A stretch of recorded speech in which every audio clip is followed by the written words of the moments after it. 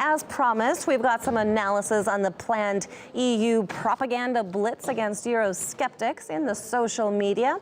For that, I'm joined by Nigel Farage from the UK Independence Party to break all this down. Now, thanks so much for taking the time to speak with us.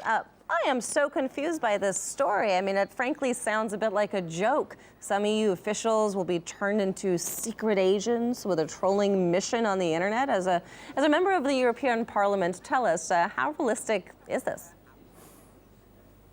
Well, I mean, it's serious. I mean, the Bureau of the Parliament, which is the organisation of the European Parliament, which decides how resources are spent, you know, they decided that they're going to train in-house staff in the run-up to the European elections of 2014 to train those people to go online, to look at Facebook, Twitter, other social media sites, and to correct, that's their word, not mine, to correct any misapprehensions that may exist about the European Union.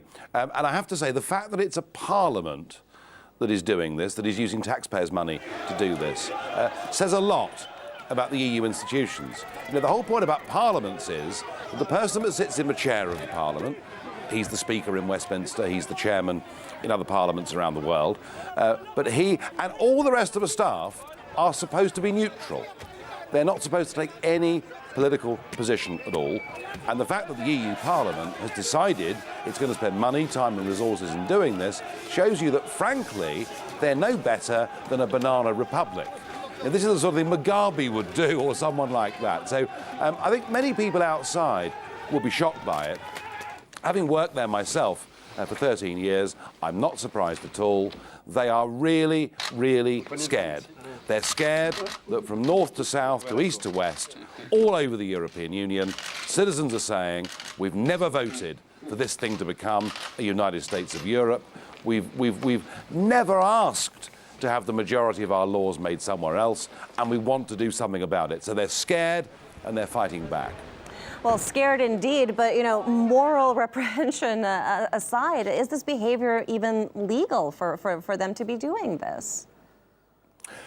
The word legal and the words European Union don't fit together. There is no such thing as nothing matters here. There are no rules. Do you know the treaty, the Lisbon Treaty as it became after the electors ditched the European Constitution, the Lisbon Treaty forbade the bailouts of Eurozone countries, and yet 5 Eurozone countries have now received bailouts. There are no rules.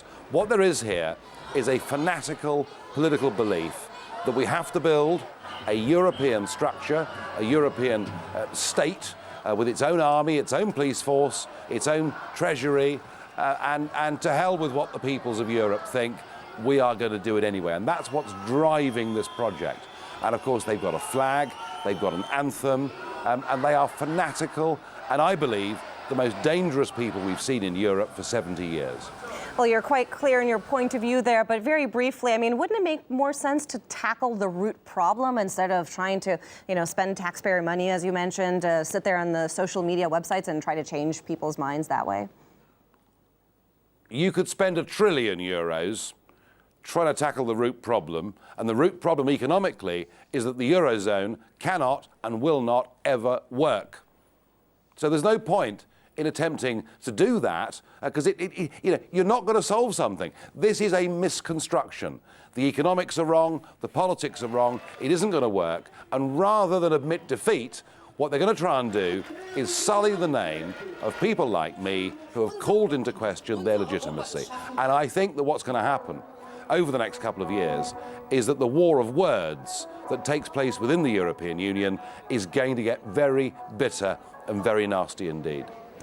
Well, sir, you certainly do not mince your words. Thank you so much for weighing in. As always, UK Independent Party Member of Parliament, Nigel Farage.